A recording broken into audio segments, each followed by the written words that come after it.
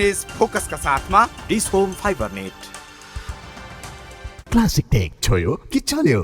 अजोड insurance हरेक कदमको सहयात्री। कामना सेवा विकास बैंक प्रगतिको आधार कामना सेवासँगको कारोबार।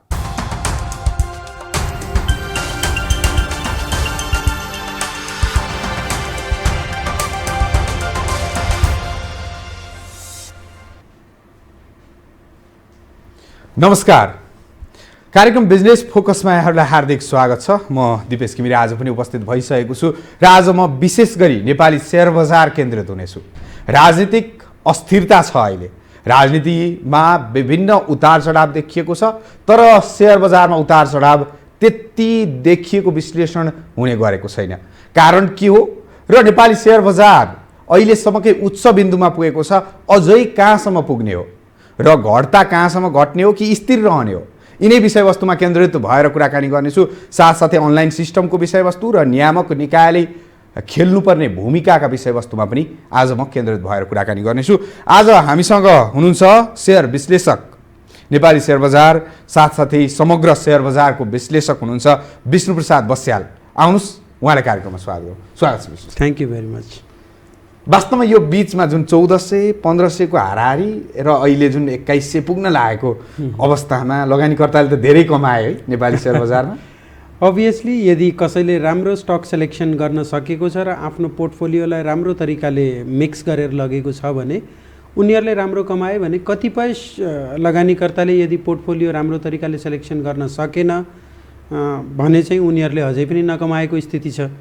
शेयर बजार बढ्दा पनि नकमाउने भन्ने हुन्छ, बढ्दा अलिकति दर्शकहरूलाई प्रश्न बनाइदिनु। नकमाउने भन्नाले जुन रिलेटिभ हिसाबले शेयर बजार बढ्यो त्यो रिलेटिभ हिसाबले नकमाएको पनि हुनसक्छ। जस्तो शेयर बजार 40% बढ्दाखेरि या 50% बढ्दाखेरि कसैको पोर्टफोलियो 10% 15% मात्रै पनि हुनसक्छ। या कुनै मान्छेले गलत स्क्रिप्टमा यदि इन्भेस्टमेन्ट गरेको छ, मानौ कि उसले प्रोपर पोर्टफोलियोको मिक्स गरेको छैन भने त्यो प्रोपर पोर्टफोलियोको मिक्स नभएको स्थितिमा उनीहरूको जति मार्केटले दिएको रिटर्न छ त्योभन्दा निकै नै कम रिटर्न भएको अवस्था पनि देखिएको छ। वास्तवमा अहिलेको बजारतर्फ केन्द्रित हुन्छु। अहिलेसम्मकै हालसम्मकै उच्च बिन्दुमा नेपाल स्टक एक्सचेन्ज नेप्से पुग्यो। वास्तवमा के कारणले कहाँसम्म पुग्छ, स्थिर रहन्छ कि तल घट्छ कि दर्शकको तपाईँको मेन तपाईँबाट लिन खोजेका दर्शकले भनेको यही कुरा हो। अब बढ्ने कारण के हो भनेर सोध्नुहुन्छ भने मैले बारम्बार पछिल्ला धेरै चरणको अन्तर्वार्ताहरूमा पनि मैले भनिसकेको थिएँ, नेपालको बजारको एउटा सर्टेन साइकल छ।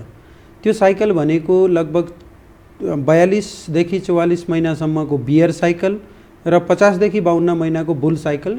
यो एकपटक मात्रै होइन, पछिल्लो 3 पटकसम्म यही साइकल चाहिँ रिपिट गरेको छ नेपालको सेयर मार्केटले। र त्यही 44 महिनाको साइकल कम्प्लिट गरिसकेपछि मार्केट अलरेडी बुल रनमा सुरु भइसकेको थियो। हामीले पछिल्लो चरणमा हेर्ने हो भने 1102 को बिन्दुबाट लगभग 1668 सम्म बजार गएको स्थिति थियो मार्च 2020 सम्ममा। त्यसपछि यो कोभिडको प्रभावले गर्दाखेरि जुन ग्लोबल सबै ठाउँमा लकडाउनहरू भयो त्यसले गर्दाखेरि बजारमा चाहिँ अलि ठुलो किसिमको गिरावट आएको थियो। त्यो नेपालको बजारमा मात्रै नभएर पुरा विश्वभरिको बजारमा नै आएको थियो। र त्यसपछिको चरणमा मार्केट किन भन्दा हाम्रो नेपालको मार्केटले बियर साइकल कम्प्लिट गरिसकेको थियो, बुलिस चरणमा अलरेडी लागिसकेको थियो र त्यो बुलिस चरणलाई कन्टिन्यू गर्नु नै थियो। प्राविधिक रूपमा टेक्निकल ल्याङ्ग्वेजको भाषामा मैले त्यसरी नै व्याख्या गर्छु। यदि फन्डामेन्टल एस्पेक्ट्सहरू हेर्नुहुन्छ भने नेपालको कम्पनीहरूले जस्तो अरू विश्व परिप्रेक्ष्यबाट हामीले हेर्ने हो भने विश्वभरिका कम्पनीहरूको जुन इपिएसमा कन्ट्र्याक्सन आएको देखिएको छ, नेगेटिभ इपिएस ग्रोथहरू हामीले देखेका छौँ भने नेपालको बजारमा नेगेटिभ इपिएस ग्रोथ भएका कम्पनीहरू लगभग खोज्दाखेरि पाइँदैनन्। कुनै कुनै कम्पनी हुन सक्छन्, अलमोस्ट धेरै कम्पनीहरू पोजिटिभ इपिएस ग्रोथै मोमेन्टम मेन्टेन गरेका छन्। त भनेपछि यो एबनर्मल सिचुएसन्समा केही इपिएस ग्रोथमा डाउनसाइड आउनु स्वाभाविक हो। तर चाहिँ भविष्यमा यदि यो कोरोनाको प्रभाव सिद्धिसकेपछि, किन भन्दा शेयर बजारले आजको स्थिति के हो त्यसलाई आकलन गरेर त्यसको बिन्दु होइन, भोलि 1 वर्षपछि के हुन सक्छ भन्ने अन्दाजामा आजको शेयर बजार चलिरहेको हुन्छ। त्यसकारणले स्थिति खराब हुँदाखेरि त तल आयो, त्यसले प्राइसले डिस्काउन्ट गरिसक्यो। अब भोलि बिहान स्थितिमा सुधार हुन्छ, उनीहरूको इपिएस ग्रोथ हुन सक्छ भन्ने स्थितिले सेयर बजार अझै चाहिँ माथि बढाएर लिएर जान्छ। एउटा कारण त त्यो भयो कि हाम्रो फन्डामेन्टल त्यति साह्रो विक देखिएको छैन, जति पनि हाम्रो लिस्टेड कम्पनीहरूको अवस्था त्यति खराब देखिएको छैन। त्यो हामीले पछिल्ला एनुअल रिपोर्टदेखि लिएर क्वार्टरली रिपोर्टहरूमा पनि फेला पारिसक्यौँ। र अर्को कुरा, अहिलेको विश्वभरिको सेयर बजार जस्तो नेपालको कन्टेक्समा त इपिएस ग्रोथ भइराखेको छ, त्यही भएर बढ्यो भन्न सकिन्छ। तर विश्वको सेयर बजार पनि किन बढिराखेको छ भन्नुहुन्छ भने यो पुरै ग्लोबल्ली एउटा लिक्विडिटी ड्रिभन मार्केट भइदियो कि क्यापिटल मार्केटमा जुन अरू ठाउँमा लगानी गर्नुपर्ने इन्भेस्टमेन्ट्सको पैसाहरू हो, नयाँ इन्भेस्टमेन्ट अरू कुनै सेक्टर्समा इन्भेस्टमेन्ट गर्दाखेरि जोखिम देखेर त्यो लिक्विडिटी चाहिँ ब्याङ्कमा एउटा प्रशस्त भइदिँदाखेरि त्यही लिक्विडिटीले गर्दाखेरि त्यो पैसा चाहिँ एक्सेस लिक्विडिटी कहाँ जाने त? त्यो एक्सेस लिक्विडिटी जहिले पनि हामी विश्वभरि नै, नेपालमा मात्रै होइन विश्वभरि नै हामीले हेऱ्यौँ भने यदि सिस्टम, ब्याङ्किङ सिस्टममा एक्सेस लिक्विडिटी हुन्छ भने त्यसको प्रभाव चाहिँ सेयर बजारमा नै पर्ने। अर्को कुरा मैले सोध्न चाहेँ तपाईँलाई, यही विश्वकै मार्केट र नेपालकै कुराकानी गर्दा, नेपालमा अहिले आर्थिक मन्दी छ, यसबाट महामन्दीतर्फ जाने अर्थविदहरूले बताइरहेका छन् र विश्वमा त आर्थिक मन्दी चरम रूपमा छ। अहिलेसम्मको स्थितिमा पनि अझै सुधार कहिले हुन्छ आशा गरेर बस्नुपर्ने स्थिति आएको छ, तर सेयर बजारमा प्रभाव देखिएन। कारण के हो? त्यही मैले भनिसकेँ। अहिलेको भनेको एक त नेपालमा लिस्टेड कम्पनीहरूको इपिएस ग्रोथ नेगेटिभमा गएको छैन, उनीहरूले चाहिँ हो पछिल्लो वर्षभन्दा अलिकति कम इपिएस ग्रोथ गरे, तर इपिएस ग्रोथ चाहिँ पोजिटिभै देखिएको छ। पहिलो कारण त यो नै भयो। दोस्रो कारण मैले भनिसकेँ, विश्वभरिको बजार पनि नेपालको मात्रै नभएर विश्वभरिकै बजारहरू अल टाइम हाईमा चलिरहेको छ। अलमोस्ट धेरै बजारहरू, सबै बजारलाई त भन्न मिल्दैन, अलमोस्ट जस्तो युएसको मार्केट भयो, इन्डियन मार्केट भयो होइन, त्यसपछि युरोपको जर्मन ड्याक्सहरू भयो, यो सबै अल टाइम हाईमा चलिरहेको छ। त यो किन त्यसरी चल्यो भन्दाखेरि लिक्विडिटी ड्रिभन मार्केट भएर भन्न खोजेको सिस्टममा एक्सेस लिक्विडिटी भयो, अन्त कता लगानी गर्ने भन्ने कुरा चाहिँ त्यो चाहिँ अपर्च्युनिटी देखिएन र त्यो सबै पैसा चाहिँ कहाँ खनियो त भन्दाखेरि सेयर बजारमै खनियो। यही कारण होइन, यही कारण। र म नेपालतर्फै केन्द्रित हुन चाहन्छु। नेपालमा वास्तवमा अहिले राजनीतिको अवस्था तपाईँले देख्नु भएको छ, विभिन्न राजनीतिक दलहरू अहिले सडकमा छन्, संसद विघटन भएको छ, प्रदेश स्तरमा पनि त्यही स्थिति आएको छ, नेता कार्यकर्ताहरू विभाजित भएका छन्, देशको बाटो अब कुन दिशातर्फ जाला भन्ने छ, चुनाव नजिकिँदैछ, खर्चको दृष्टिकोणले नेपालले धान्न स्थिति आउँदैन भनेर अर्थविदहरूले भनिराखेका छन्। यस्तो बेला पनि नेपालको सेयर बजार उच्च बिन्दुतर्फ आकासिँदैछ। किन नेपालको राजनीतिक प्रभावले सेयर बजारमा चाहिँ असर गरेन? त्यो मैले तपाईँलाई व्याख्या पहिला नै गरिसकेँ। नेपालको बजारको अहिलेको अवस्था भनेको बुल साइकलमा लागिसकेको अवस्था हो। त 44 महिनाको बियर मार्केट 2016 देखि जुन 44 महिनाको बियर मार्केट हाम्रो भनेपछि यो जुन बुल ट्रेन्ड छ यसलाई राजनीतिक प्रभावले असर गर्दैन, छुँदैन? असरै गर्दैन भन्ने होइन, त्यसको असर चाहिँ सर्ट टर्म फ्लक्चुएसन चाहिँ लिएर आउँछ। तर भोलिपल्टै भएको थियो, भोलिपल्टै भएको थियो, त्यो चाहिँ सर्ट टर्म फ्लक्चुएसन थियो।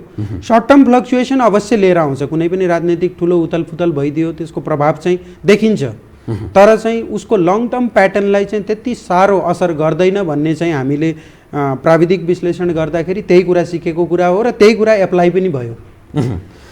र अब बजारतर्फै केन्द्रित हुन चाहन्छु। बजार तपाईँको मुखबाट जहिले पनि लगानीकर्ता साना हुन् अथवा ठुला लगानीकर्ता हुन्, प्राविधिक रूपमा चाहिँ विष्णु प्रसाद बस्यालले के भन्नुहुन्छ त भनेर तपाईँलाई फलो गरिराखेका हुन्छन्।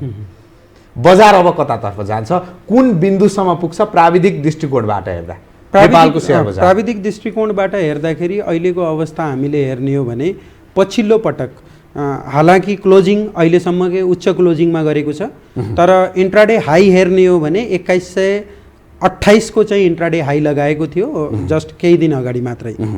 यदि त्यो लेभललाई फेरि क्रस गर्न सक्षम हुन्छ भने, जुन चाहिँ म आशा गर्छु कि अघिल्लो आइतबारको ट्रेडिङमा नै क्रस गर्ने सम्भावना छ, यदि त्यसलाई क्रस गर्यो भने लगभग 2500 सम्म चाहिँ अहिले मैले लगभग छोटो पिरियडमा नै 1 महिना भित्रमा नै 2500 पुग्न सक्ने अनुमान चाहिँ मैले लगाएको छु। भनेपछि 2128 बिन्दुलाई चाहिँ सपोर्ट बनाएको छ अहिले, रेसिस्टेन्स लिएको छ, रेसिस्टेन्स लिएको छ।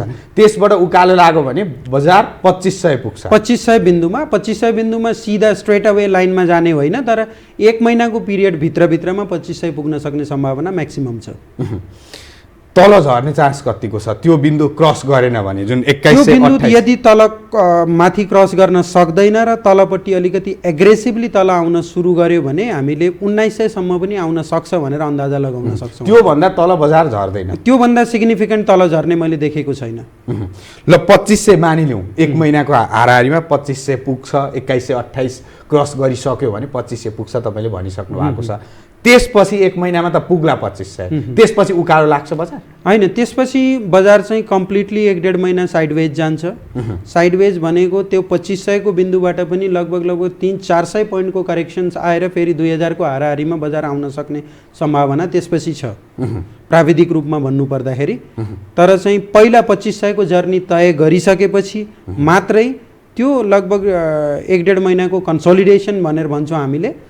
किन भन्दा ओभरअल बजार अझै पनि बुलिस हो। मैले भनिसकेँ टोटल 52 महिनाको 2024 को जुलाई अगस्तसम्ममा नै बजार बुलिस रहन सक्ने सम्भावना देखिएको छ। तर त्यो बिचमा अहिलेको जुन पोस्ट कोभिड पछिको जुन हाम्रो लकडाउन पछि बजार खुलेको थियो त्यसको एउटा सानो बुल साइकल हैन, लामो लङ टर्ममा त बुलै छ बजार, त्यो सानो बुल साइकल चाहिँ लगभग 2500 को हाराहारीमा सिद्धिन्छ र त्यसपछि बजार चाहिँ केही समयको लागि कन्सोलिडेसनमा जान्छ भन्ने मेरो अहिलेको टेक्निकल इन्डिकेटर्सहरूले भनिरहेको छ। र यो टेक्निकल कुरालाई म छोटोमा सिद्ध्याउन चाहन्छु, एउटा मात्रै क्वेसन गर्न चाहे यो विषयवस्तुमा। वास्तवमा टेक्निकल रूपमा हेर्दा, प्राविधिक दृष्टिकोणबाट हेर्दा कस्ता कम्पनी उपयुक्त हुन्छन् अहिलेको दृष्टिकोणमा? जुन तपाईँले 1400-1500 को रेन्जबाट अहिले पुगेको बजारबाट जुन लगानीकर्ताहरूले कमाए, कस्ताले चाहिँ कमाए, अलिकति खुलाइदिनु। अब कस्ताले कमाए भनेर पास्टमा हेर्ने हो र इन्डेक्स वाइज हामीले हेर्ने हो भने त इन्डिसेसमा तपाईँको insurance company, life insurance, non life insurance होइन, अनि त्यसपछि हाइड्रो पावरका मा लगानी गर्नेहरूले र त्यसपछि म्यानुफ्याक्चरिङमा स्पेसिफिकल्ली म्यानुफ्याक्चरिङवालाले चाहिँ राम्रो कमाइ गरेको हामीले देखेका छौँ। र आउनेवाला समयमा पनि ती इन्डेक्सहरूले पनि पर्फर्म गर्छन्। तर मेरो अहिलेको लागि यदि तपाईँले कुनमा बेट गरिराख्नु भएको छ भनेर भन्नुहुन्छ भने नाउ अनवर्ड आजको यदि स्थिति हेर्ने हो भने आजको जुन बजार थियो त्यसमा ब्याङ्किङ स्टक्सले चाहिँ राम्रो पर्फर्म गरेको हामीले देखेका छौँ। र त्यसमा स्पेसिफिकल्ली जस्तो हामीले पछिल्लो बुल मार्केटमा पनि हेऱ्यौँ भने ब्याङ्किङ स्टकले पर्फर्म गर्दाखेरि लिडिङ इन्डिकेटरको रूपमा एभरेस्ट ब्याङ्क देखिएको थियो र पछिल्लो 2 दिनको ट्रेड हेर्दाखेरि एभरेस्ट ब्याङ्कले राम्रो पर्फर्म गरेको देखिएको छ र त्यसले लिड गर्ने इभेन्चुअल्ली अरू ब्याङ्कहरूले फलो गर्ने त्यो चाहिँ ट्रेन्ड पास्टमा देखिएको थियो। र आउनेवाला समयमा अब अहिलेको 2500 को र्यालीमा ब्याङ्किङ इन्डेक्सले सबैभन्दा राम्रो पर्फर्म गर्न सक्ने सम्भावना छ। र दोस्रो सेक्टर यदि सोच्नुहुन्छ भने नेक्स्ट सेक्टर भनेको मेरो माइक्रो फाइनान्स र ब्याङ्क्सले चाहिँ मेजोरिटी अफ द इन्डेक्सलाई लिड गरेर लैजानेछ। त्यसपछि अरू सेक्टर्स पनि अवश्य साथसाथै बजार माथि उकालो लागेपछि अरू सेक्टरले पनि फलो गर्छ। तर मेन चाहिँ मैले बढी फोकस चाहिँ अहिले ब्याङ्किङ र माइक्रो फाइनान्स लियो। र हामी यो प्राविधिक दृष्टिकोणलाई यही अन्त्य गर्न चाहन्छौँ र अलिकति हामी अङ्ग्रेजी नयाँ वर्ष 2021 मा लागिसकेका छौँ। 2020 लाई फर्केर हेर्दा कोरोनाको प्रभाव, अन्य कुरा, राजनीतिक कुरा जे भए पनि लगानीकर्ता चाहिँ खुसी छन्। के लाग्यो तपाईँलाई 2020 लाई फर्केर हेर्दा लगानीकर्ताको दृष्टिकोणबाट? 2020 लाई फर्केर हेर्दाखेरि एक्चुअलमा हेर्ने हो भने 2020 सुरुवात हुनुभन्दा पहिला इन्डेक्स लगभग 1100 को लेभलमा थियो हैन। त्यो बिचमा मार्चसम्ममा 1668 लगाएर फेरि कोभिडको प्रभावले गर्दाखेरि तल 1150 सम्म पनि आएको देख्यौँ। र ओभरअल्ली 2020 अन्त्य हुँदाखेरि एकदमै सुखद अन्त्य हामीले देखेका छौँ। लगभग इन्डेक्स डबल भइसकेको, कोरोनाको प्रभावलाई नि बिर्साइदियो लगानीकर्ता, बिर्साइदियो, अवश्य बिर्साइदियो। र अर्को कुरा गर्न चाहन्छु म, खास अहिले अलिकति ब्रोकर कमिसनको कुराहरू उठेका छन्। ब्रोकर कमिसन धितोपत्र बोर्डले, नियामक निकायले घटाइदियो। यसको विरोधमा ब्रोकर कार्यालयहरू अलिकति असन्तुष्टि पोखिराखेका छन्। लगानीकर्ताको धारणा के छ यो विषयवस्तुमा? यो ब्रोकर कमिसन उपयुक्त थियो कि अझै घटाउनु पर्ने हो कि यो उपयुक्त छैन तपाईँको विश्लेषणमा? अब यसमा ब्रोकर कमिसनमा नेपालमा एक्चुअलमा न त अथोरिटीले बुझ्न सक्यो न त लगानीकर्ताले नै बुझ्न सक्यो। मैले भन्छु नेपालको ब्रोकर कमिसनको स्ट्रक्चरै गलत छ हैन। विश्वभरि कुनै पनि रेगुलेटरले म्याक्सिमम कमिसन कति लिने भनेर तोकेको हुन्छ, उसले स्ल्याब तोक्ने काम गर्दैन हैन। यहाँ चाहिँ अथोरिटीले यतिसम्मको ट्रेडमा यति लिने, यतिसम्मको ट्रेडमा यति लिने भनेर स्ल्याब तोकिदिएको छ। यो रेगुलेसन भनेको रेगुलेटरले नियन्त्रणमा बढी राख्न खोजेको मैले देख्दछु, जबकि फ्री ह्यान्ड छोडिदिनुपर्छ। योभन्दा बढी कमिसन लिन पाउँदैन भनेर सिलिङ तोकिदिने र त्यसपछि कुनै ब्रोकरले मैले कमिसनै लिँदिनँ कुनै क्लाइन्टसँग भन्छ भने पो रेगुलेटरलाई के को आपत्ति हैन। यहाँ समस्या के हो भन्दाखेरि रेगुलेटरले ब्रोकरको कमिसनबाट हामीलाई यति % सेयर चाहिन्छ भनेर तोकेका छन्, जुन चाहिँ टोटल्ली गलत चिज हो। झन् ब्रोकर कार्यालयहरूले झन् तपाईँको व्यथिति सृजना गर्लान् नि त। यसो गर्दा लगानीकर्ता सोझा सिधा लगानीकर्ता झन् व्यथिति किन सृजना गर्ने? बार्गेनिङ पावर लगानीकर्तामा आउँछ। जसले सस्तो कमिसन दिन्छ उही ब्रोकरकोमा लगानीकर्ता जान्छ। मार्केटलाई फ्री कम्पिटिसनमा छोडिदिउँ, ब्रोकर लाइसेन्सलाई ओपन एन्ट्री ओपन एक्जिट गरिदिउँ, कार्टेलिङ किन गरिराखेको त हैन। जो सक्षम छ, जसको क्यापिटल पुग्छ, एउटा क्राइटेरिया चाहिँ रेगुलेटरले तोकिदियोस्, त्यो क्राइटेरिया भित्र बसेर यदि कसैले पनि ब्रोकर लगानीकर्ताको हितमा छ, यो लगानीकर्ताको हितमा छ तपाईँको भनाइ हो? अवश्य लगानीकर्ताको हितमा छ। इन्टरनेसनल्ली त्यही नै हुन्छ।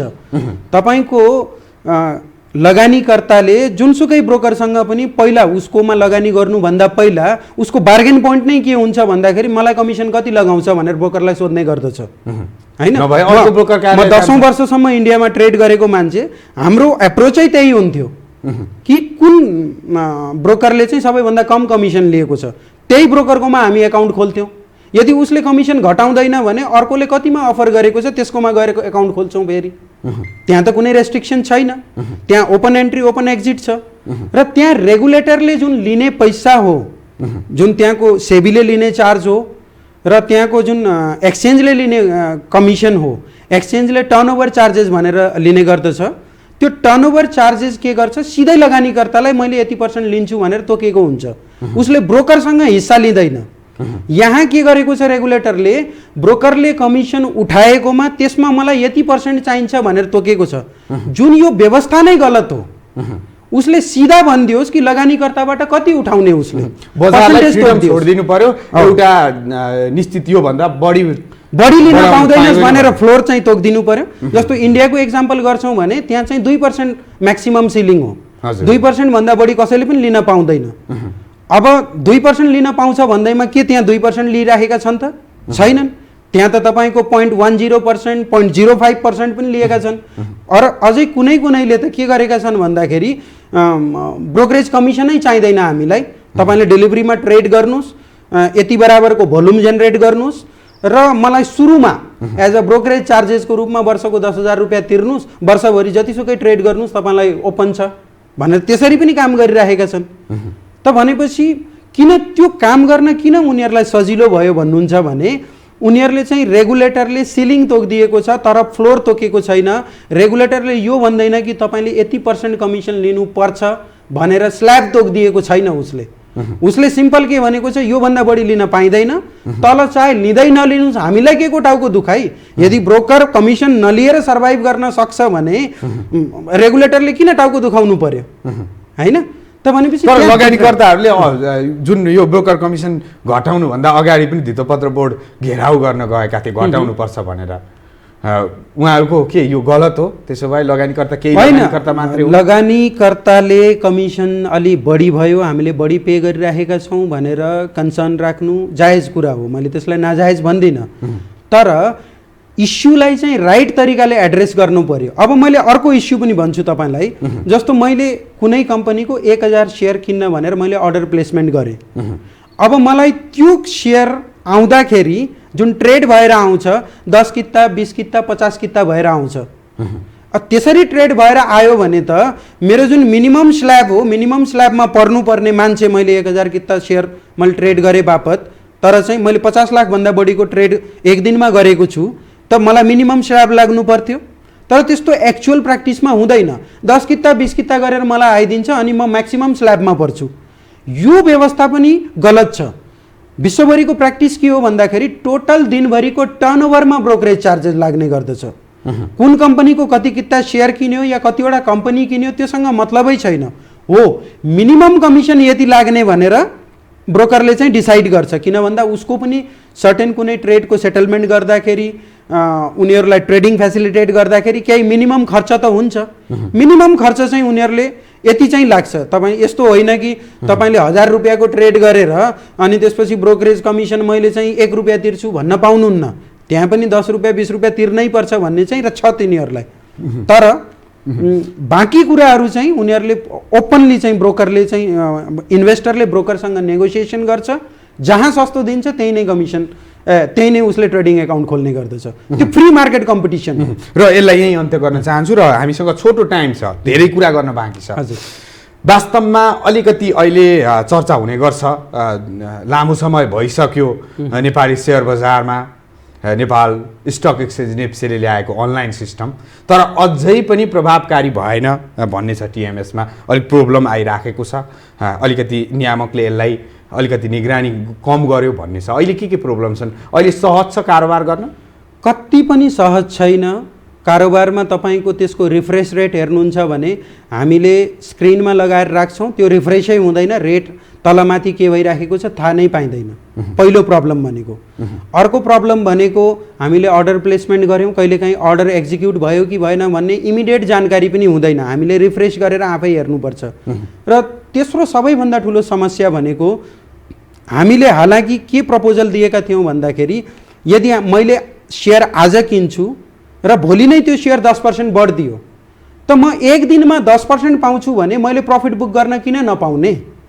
त्यो त मेरो अधिकारको कुरा भयो। अहिले सिस्टम के छ भन्दाखेरि डेलिभरी आइसकेपछि मात्रै बेच्न पाउने भन्ने व्यवस्था गरेको छ, जुन व्यवस्था आफैमा रङ हो। हामीले सुरुमै त्यसको विरोध गरेका थियौँ र यो नपाउने भनेर भन्दै पनि तर एक्चुअलमा के भइराखेको छ भन्दाखेरि केही सर्टेन मान्छेहरूले अझै पनि डेलिभरी तपाईको नआउँदै डिपीमा सेयर नआउँदै बेचिराखेको अवस्था देखिएको छ।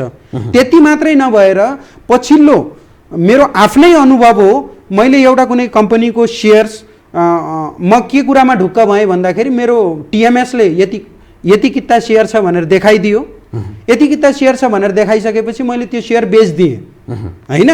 अब म किन बारम्बार म त टिएमएसमा भरोसा गर्नु पर्यो, म बारम्बार डिपी चेक गर्न त जान्न। टिएमएसले जे देखाएको थियो त्यो मैले बेचिदिएँ। बेचिसकेपछि अर्को दिन यो सेयर तपाईँसँग डिपीमा छँदै थिएन भनेर सर्ट सेलिङ आइदियो होइन। यदि उनीहरूले त्यो सिस्टमको प्रोपर चेकमार्क लगाएका छन्, डिपीमा नआइकन टिएमएसमा नभइकन सेयर बेच्न पाइँदैन, सर्ट सेलिङ हुन्छ भनेर टिएमएसले मेसेज दिइराख्ने गर्छ भने अब यो फ्लो चाहिँ यो टेक्निकल ग्लिच चाहिँ कहाँबाट आयो त? र यो टेक्निकल ग्लिचलाई हटाउन किन सकिराखेको छैन? कि यति इनएफिसियन्ट कम्पनीलाई छानेको हो नेप्सेले, कि यति सानो ग्लिचलाई पनि हटाउन रिमुभ गर्न नसक्ने, या फेरि यसको पछाडिको इन्टेन्सन के हो भनेर शङ्का गर्नुपर्ने स्थिति आइसकेको छ। अब कसरी सुधार गर्न सकिन्छ त यसलाई? यसलाई सुधार गर्नु भनेको हाम्रो नेपालमा चाहिँ एउटा रेगुलेटर पर्सपेक्टबाट हेर्दाखेरि यहाँ नेपालमा के छ भन्दाखेरि कसैलाई पनि जिम्मेवारी बोध भएको मैले यहाँ देखेको छैन। यदि उसको टिएमएस कम्पनीको फल्टले गर्दाखेरि यदि कुनै इन्भेस्टर्सलाई ठुलो घाटा हुन्छ, भोलि बिहान कुनै ठुलो दुर्घटना हुन्छ भने त्यसको जिम्मेवारी त कसैले त लिनु पर्यो, कि त नेप्सेले लिनु पर्यो। नेप्सेले लिन सक्दैन, होइन टिएमएस कम्पनीको जसले टिएमएसको व्यवस्थापन गरेको छ ऊ कम्पनीको दोष हो भने उसलाई जिम्मेवारी वहन गराउनु पर्यो। ब्रोकरको दोष हो भने ब्रोकरलाई जिम्मेवारी वहन गराउनु पर्यो। नेप्सेकै दोष हो भने सेबनले नेप्सेलाई कारबाही गर्नु पर्यो। भनेपछि यहाँ त कसैलाई पनि जिम्मेवारी वहन गराउने कुरा चाहिँ देखिएको छैन। फाइनेन्शियल लस यदि सिस्टममा भएको मिसम्यानेजमेन्टले गर्दाखेरि मैले फाइनेन्शियल लस गरेको छु जहाँ मेरो गल्ती नै छैन, त्यो खालको फाइनेन्शियल लसलाई त्यो सिस्टमले नै एड्रेस गर्नुपर्छ र तिनैले त्यो फाइनेन्शियल लसलाई बियर गर्नुपर्छ भन्ने मेरो भनाइ हो। किन यो जिम्मेवारी वहन गराउन सकिँदैन मैले त नेपालमा बुझेकै छैन। र हामी कार्यक्रमको अन्त्यतिर आइपुगेका छौँ। अन्त्यमा आम लगानीकर्ताहरूलाई तपाईँलाई हेरेर बस्नु भएको लगानीकर्ताहरूलाई के भन्न चाहनुहुन्छ विष्णुजी? अब मैले भन्दाखेरि नेपालको क्यापिटल मार्केटको जुन पास्टको मैले भनिसकेँ, लगभग 2020को सुरुवातमा यसको ट्रेन्ड सुरु भएको हो। 1 वर्ष बितिसक्यो। टोटल बुल मार्केटको साइकल 52 महिनाको हामीले देखेका छौँ, जसमध्ये 12 महिना बितिसकेको छ। त अघिल्लो 40 महिना अझै पनि नेपालको क्यापिटल मार्केट बुलिस ट्रेन्डमा नै छ। यदि लङ टर्म इन्भेस्टमेन्ट गर्नुहुन्छ भने सर्ट टर्म इन्भेस्टमेन्ट स्ट्राटेजी, कुन कम्पनी छान्ने, कुन बेला कम्पनीले राम्रो रिटर्न दिन्छ र कसरी कम्पनीमा आफ्नो पोर्टफोलियो बनाउँदाखेरि राइट मिक्स अफ सेयर्स, कि मैले कुन कुन कम्पनीको सेयर्सलाई चाहिँ सही तरिकाले मिक्स गरेर लानु पर्यो, एउटा बास्केट बनाउनु पर्यो। त्यो बनाउने भन्ने कुरा यदि तपाईँले सक्नुहुन्न भने एउटा एक्सपर्ट एडभाइजरको सल्लाह लिएर तपाईँले बनाउनुहोस्। अघिल्लो 40 महिना नेपालको क्यापिटल मार्केटमा अपार सम्भावना छ र निकै नै पैसा कमाउन सक्ने स्थिति देखेको छु। कम्पनी छनौट चाहिँ राम्रो अथवा सल्लाह लिएर गर्नु पर्यो अवश्य। र विष्णुजी, हामीसँग अझै प्रश्नहरू विभिन्न थिए, लगानीकर्ताहरूका प्रश्नहरू पनि थिए, तर समय अभावले पुरा हुन सकिएन। अर्को एपिसोडमा हामीले समेट्ने नै छौँ। तपाईँले आज हामीलाई टाइम दिनुभयो, यहाँलाई धेरै धेरै धन्यवाद। Thank you very much. धन्यवाद। र उहाँ हुनुहुन्थ्यो प्राविधिक विश्लेषक, नेपाली शेयर बजारका विश्लेषक विष्णुप्रसाद बस्याल। उहाँसँग आज हामीले पछिल्लो अवस्थाको शेयर बजारको विषयवस्तु साथसाथै अब बजार कतातर्फ जान्छ, लगानीकर्ताले अहिले लगानी गर्ने बेला हो कि होइन लगायत विभिन्न विषयवस्तुमा केन्द्रित भएर कुराकानी गऱ्यौँ। यो सँगै आजको कार्यक्रम बिजनेस फोकसको समय पनि सकिसकेको छ। पुनः कार्यक्रम बिजनेस फोकस लिएर उपस्थित हुने नै छु। त्यतिन्जेलका लागि म दिपेश घिमिरे पनि बिदा चाहन्छु। हवस् त, नमस्कार।